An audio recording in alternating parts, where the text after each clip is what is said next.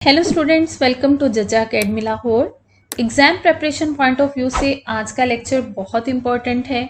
आज मैं आपको सिखाऊंगी कि आपने एग्जाम में आने वाले सी लैंग्वेज के कोड सेगमेंट में से एरर्स को कैसे फाइंड आउट करना है और सोल्यूशन कैसे प्रोवाइड करना है। बहुत इंपॉर्टेंट डिस्कशन होगी, हर पॉइंट को ध्यान से सुनिएगा, ध्यान से समझिएगा। और अगर आपको किसी पॉइंट की समझ नहीं आएगी तो कमेंट सेक्शन में आप अपना क्वेश्चन लिखकर मुझसे पूछ सकते हैं। स्टार्ट करते हैं क्वेश्चन नंबर 1 से। पहली लाइन है int a, b, c, d। इस लाइन में सिंपली 4 वेरिएबल्स इंटीजर टाइप के डिक्लेयर किए गए हैं। ये स्टेटमेंट एरर फ्री है क्योंकि जब हम मल्टीपल वेरिएबल्स को एक ही लाइन में डिक्लेयर करते हैं तो हम उन्हें सेपरेट करते हैं कॉमा के साथ और एंड में सेमीकोलन लगता है। अब हम देखते हैं second statement, character CHAR 4 grade. This statement is also okay. Next statement is a is equal to 10। इसमें क्या हो रहा है, a वेरिएबल में 10 की वैल्यू असाइन की जा रही है। नेक्स्ट स्टेटमेंट है b is equal to double quotations में लिखा है 20। अब प्रॉब्लम एग्जिस्ट करता है यहाँ पर, इसे आप अंडरलाइन करेंगे। अब हम देखते हैं एरर क्या है। देखें, वेरिएबल b इंटीजर टाइप का वेरिएबल है, ठीक है। इंटीजर टाइप के वेरिएबल में हम इंटीजर टाइप की वैल्यू ही असाइन कर सकते हैं और इंटीजर टाइप की वैल्यू कभी भी डबल कोटेशन मार्क्स में नहीं दी जाती। डबल कोटेशन मार्क्स में हम कौन सी वैल्यू प्रोवाइड करते हैं, स्ट्रिंग टाइप की वैल्यू। आपने देखा होगा फॉर्मेट स्ट्रिंग को हम डबल कोटेशन मार्क्स में लिखते हैं। तो आप सिंपली इस स्टेटमेंट को करेक्ट कैसे करेंगे, b इज इक्वल टू 20 और सेमीकोलन। Okay, error removed. अब हम देखते हैं next statement, c is equal to 30। c variable integer data type का है और इसमें 30 वैल्यू असाइन की है, इट इज ओके। लेकिन इस स्टेटमेंट में प्रॉब्लम ये है कि यहाँ पर स्टेटमेंट टर्मिनेटर मिसिंग है। इसको हम रीराइट करेंगे, c इज इक्वल टू 30 और फिर सेमीकोलन। ये भी स्टेटमेंट ओके होगी। ओके, नेक्स्ट देखें, grade is equal to a। Grade variable character data type का वेरिएबल है, इसलिए इसमें कैरेक्टर वैल्यू को ही स्टोर करवाया जा सकता है। और कैरेक्टर वैल्यूज को लिखने का तरीका होता है कि हम उसे सिंगल कोटेशन मार्क्स में लिखते हैं। इसे मैं करेक्ट करके यूं लिखूंगी, grade is equal to single quotation marks में हम a लिखेंगे और फिर सेमीकोलन।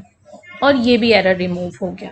एरर्स को फाइंड आउट करने वाले क्वेश्चंस को 2 तरीके से सॉल्व किया जाता है। एक तरीका ये है जो मैंने आपको बताया है कि आप सिंपली दरमियान में लाइन लगाइएगा, इस साइड पर कोड में जहां जहां प्रॉब्लम है उसे आप अंडरलाइन कर दें और लाइन के बाद यहाँ पर उसकी करेक्शंस प्रोवाइड कर दें, ठीक है। दूसरा तरीका ये होता है कि आप पॉइंट वाइज लिखें, आंसर में नंबर 1 इस तरह से आप लिखते हैं कि 4th लाइन में जो b इज इक्वल टू 20 लिखा है उसकी डबल कोटेशन मार्क्स नहीं बल्कि सिंगल कोटेशन मार्क्स होंगे।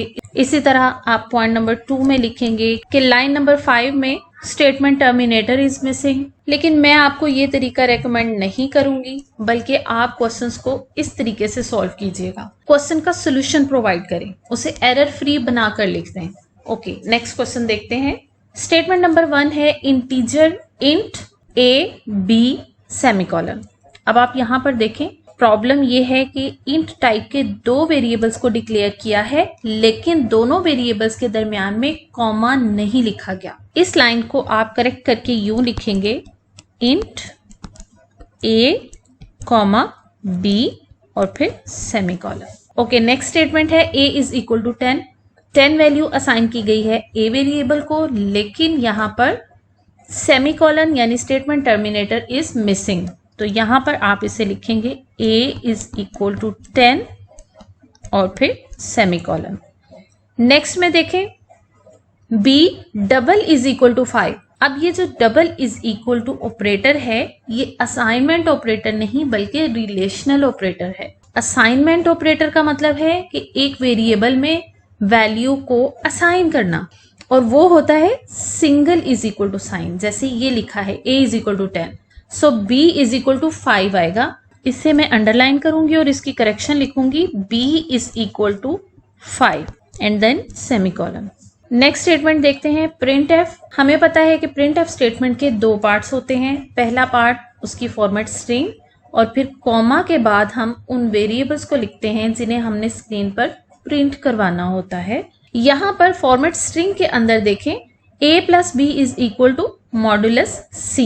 a plus b is equal to as it is screen पर प्रिंट होगा, आगे ये फॉर्मेट स्पेसिफायर है। अब यहाँ पर देखें a की वैल्यू क्या है 5 और b की वैल्यू है 10। 5 plus 10 is equal to 15 and 15 is an integer value, it's not a character value. और modulus c format specifier use होता है कैरेक्टर को प्रिंट करवाने के लिए, लेकिन हमने यहाँ पर कैरेक्टर को प्रिंट नहीं करवाना बल्कि इंटीजर टाइप के वेरिएबल्स की वैल्यू को प्रिंट करवाना है, इसलिए यहाँ पर मॉडुलस c नहीं मॉडुलस d आएगा। इसे हम अंडरलाइन करेंगे, यहाँ पर प्रॉब्लम है और इसे अब हम रीराइट करेंगे। प्रिंट एफ, ये आपको पता होगा कि प्रिंट एफ के तमाम लेटर्स स्मॉल abc में होते हैं। ये है format string a plus b is equal to, अब मैं लिखने लगी हूँ format specifier for integer data type और वो है मॉडुलस d। फॉर्मेट स्ट्रिंग खत्म हो गई, comma a plus b, terminator symbol. यहां पर आप देख सकते हैं एरर फ्री करके मैंने इसके कोड को लिख दिया। इस तरीके से आपने क्वेश्चंस को सॉल्व करना है। ओके, अब हम थर्ड क्वेश्चन सॉल्व करते हैं। यहां पर मैं लाइन लगा लेती हूँ। फर्स्ट स्टेटमेंट देखें, int x comma y and semicolon, 2 variables को डिक्लेयर किया गया है इंट टाइप का। Okay, it's fine. Next statement देखें, 0 is equal to x is equal to y।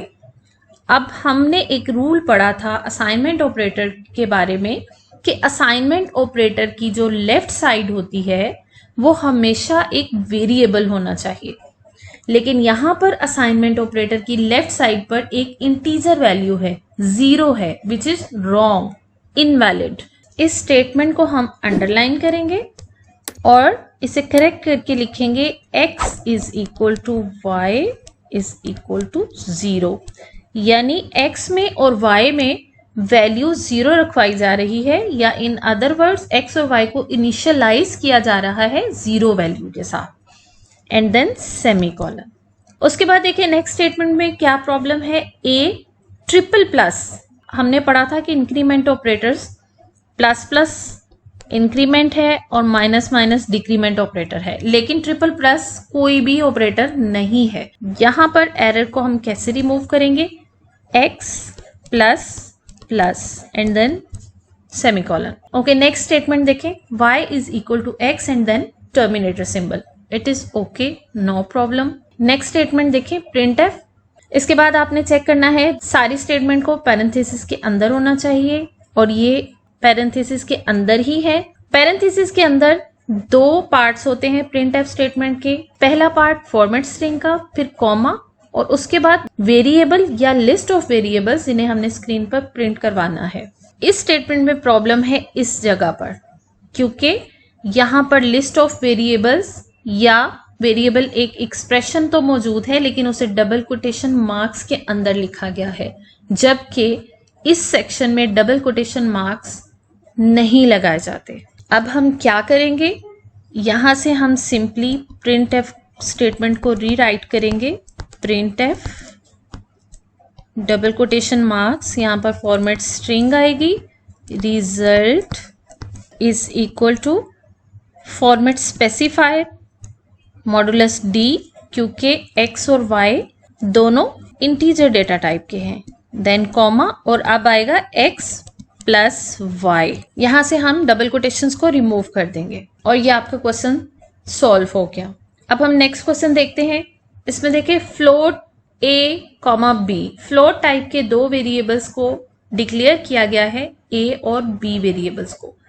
Float का f कैपिटल है। हमने पढ़ा था कि C language is a case sensitive language. Case sensitive language ऐसी लैंग्वेज होती है जिसमें छोटी ABC और बड़ी ABC में फर्क रखा जाता है, फर्क मैटर करता है। फॉर एग्जाम्पल, अगर आपने एक वेरिएबल इंट a डिक्लेयर किया है तो अब आप इसको कैपिटल A के तौर पर यूज नहीं कर सकती। ओके, अब हम इस क्वेश्चन को सॉल्व करते हैं। यहाँ मैं एक लाइन लगाऊंगी, पहले मैं एरर को पॉइंट आउट करूंगी और अब मैं इसे रीराइट करूंगी। FLOAT float a comma b and then semicolon. Okay, next statement देखते हैं. int c, this statement is okay. next है a is equal to 10.3. a variable float data type का था और इसमें फ्रैक्शनल वैल्यू पुट करवाई गई है. It's okay, it's fine. Next statement है b इज इक्वल टू 5.2. ये भी ठीक है. नेक्स्ट स्टेटमेंट देखें. c is equal to angular brackets में लिखा है int a, रिमाइंडर का सिंबल है या मॉडुलस सिंबल है और उसके बाद इन ब्रैकेट्स में लिखा है int b. यहां पर टाइप कास्टिंग हुई है. टाइप कास्टिंग कहते हैं वेरिएबल को एक डेटा टाइप से दूसरी डेटा टाइप में एक्सप्लिसिटली कन्वर्ट करना. फॉर एग्जाम्पल, यहां पर a वेरिएबल और b variable float data type के हैं, लेकिन अगर मैंने इनकी वैल्यू को बतौर इंटीजर प्रिंट करवाना है तो मैं इसे खुद से एक्सप्लिसिटली इसकी टाइप को यानी डेटा टाइप को कास्ट करूंगी. और उसे कास्ट करने का तरीका ये होता है कि जैसे b फ्लोट टाइप वेरिएबल है तो मैं यहां पर b से पहले लिखूंगी int और फिर b. अब क्या होगा, b जो कि एक फ्लोट डेटा टाइप का वेरिएबल था वो कन्वर्ट हो जाएगा इंटीजर डेटा टाइप में. अब यहां पर क्या प्रॉब्लम है, यहां पर एंगुलर ब्रैकेट्स लगी हैं जबकि यहां पर पैरेंथेसिस होनी चाहिए थी. अब इसे मैं करेक्ट करके लिखती हूं. c is equal to, actually यहां पर क्या काम हो रहा है, a variable modulus b variable. Actually यहां पर ये काम हो रहा है, लेकिन a और b जो कि फ्लोट डेटा टाइप के थे इनको हमने एक्सप्लिसिटली कन्वर्ट करना है इंटीजर डेटा टाइप में. ओके, तो इंटीजर डेटा टाइप में इसे कन्वर्ट करने का तरीका ये है कि आप पैरेंथेसिस में इससे पहले लिखेंगे int पैरेंथेसिस क्लोज. इसी तरह b से पहले लिखेंगे int. a की जो वैल्यू 10.3 थी उसमें से 0.3 स्किप हो जाएगा और इसकी इंटीजर वैल्यू बाकी रहेगी यानी 10. और b की वैल्यू क्या रहेगी, b की वैल्यू का जो फ्रैक्शनल पार्ट है वो खत्म हो जाएगा और बाकी रह जाएगा 5. इन दोनों वैल्यूज को डिवाइड करने के बाद जो इनका मॉडुलस या इनका रिमाइंडर आएगा वो असाइन कर दिया जाएगा c वेरिएबल को. ये एडिशनल इंफॉर्मेशन मैंने जस्ट आपके नॉलेज के लिए प्रोवाइड की है. अदरवाइज जहां तक एरर्स को फाइंड आउट करने की बात है तो वो सिर्फ आपने क्या करना है, इन एंगुलर ब्रैकेट्स को रिमूव करके आपने इसी तरह पैरेंथेसिस में यहाँ पर इंट लिखना है. ये सारी डिटेल बताने का मकसद ये था कि आपको टाइप कास्टिंग के कॉन्सेप्ट की समझ आ जाए. ओके, नेक्स्ट स्टेटमेंट पे मूव करते हैं. नेक्स्ट स्टेटमेंट है प्रिंट एफ फॉर्मेट स्ट्रिंग. अब यहाँ पर देखें कॉमा होता है. फॉर्मेट स्ट्रिंग और वेरिएबल के दरमियान में यहाँ पर कॉमा होता है, ना कि सेमीकोलन. यही इस लाइन में प्रॉब्लम है. अब हम इसे रीराइट करेंगे. प्रिंट एफ 1 के बाद है मॉडुलस d जो कि फॉर्मेट स्पेसिफायर है इंटीजर डेटा टाइप का, देन कॉमा और फिर c. और ये आपका क्वेश्चन सॉल्व हो गया. आज के लिए इतना ही. मिलते हैं इंशाल्लाह नेक्स्ट वीडियो में with some more examples. Thank you for watching. For more informative videos and computer science lectures, subscribe to my channel.